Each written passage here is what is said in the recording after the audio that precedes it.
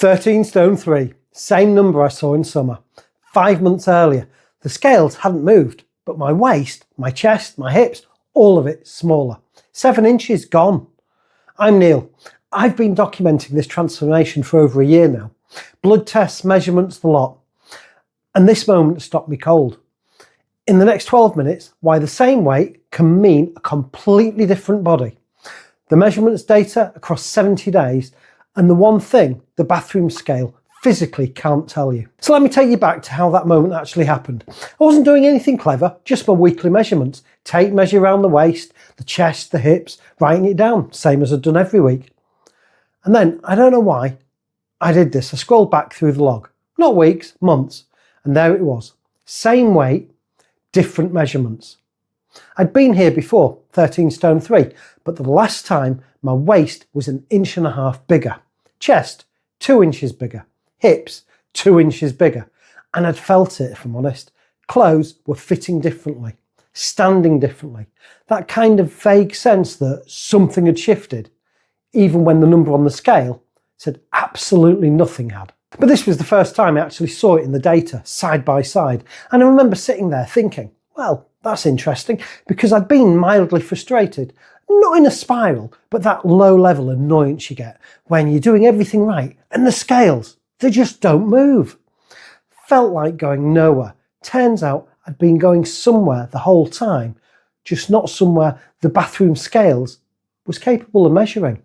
That's the puzzle this video is about, not weight loss, body change, and why those two things are not the same thing. Let me walk you through what the numbers actually showed. The measurements log from July through to December. 2 data points at the same scale weight, 13 stone 3¼ pounds, separated by roughly 5 months.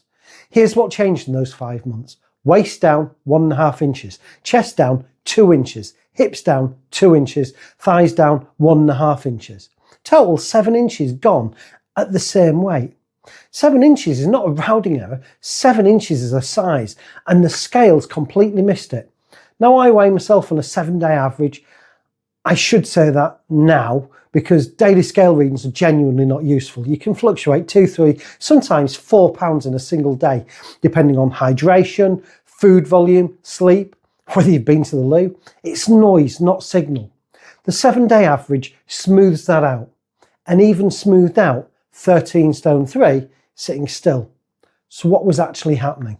This is where it gets interesting, and this is something that Alan Aragon, a researcher whose work I've had in my evidence library for a while, puts very directly.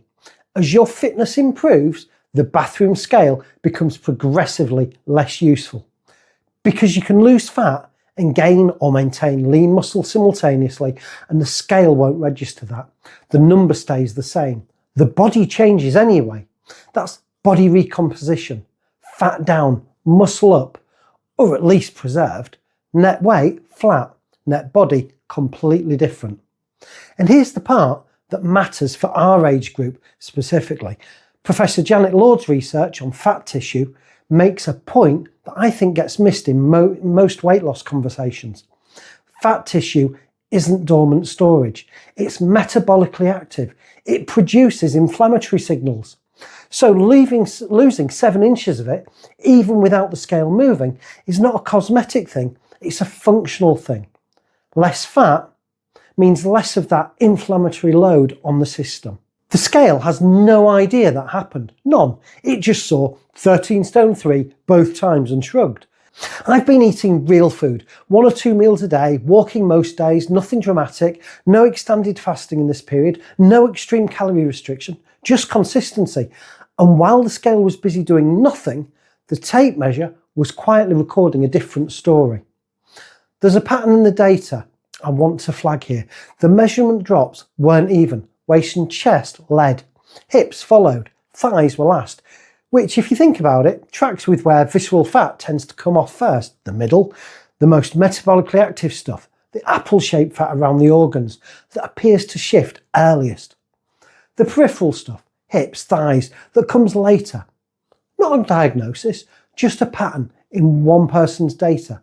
But it's consistent with what the research suggests about fat mobilisation. The detective moment, the penny dropping, wasn't a dramatic revelation. It was a Tuesday evening, tape measure on the kitchen table, measurement log open on my phone, scrolling back and just noticing. The feeling I'd had in my body for weeks suddenly had numbers attached to it. That's all it was, but it changed how I thought about the whole thing. So what does this actually mean? For me specifically, the scale is a terrible primary metric. It always was. I just needed some days of identical numbers and 7 inches of change to fully accept that. I still weigh myself, 7-day average, same time of day, but it's one data point among several now, not the verdict. The verdict is, how do the measurements look? How do the clothes feel? What do the blood tests say?